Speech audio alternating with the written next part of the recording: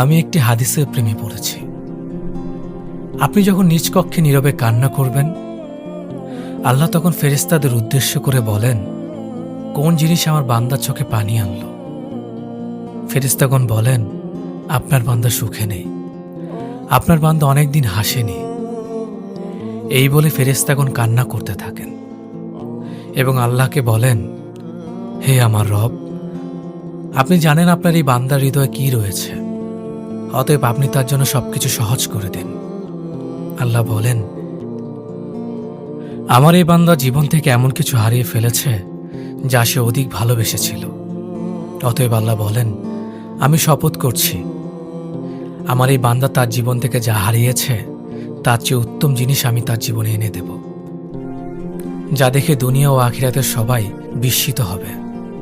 সুবহানাল্লাহ।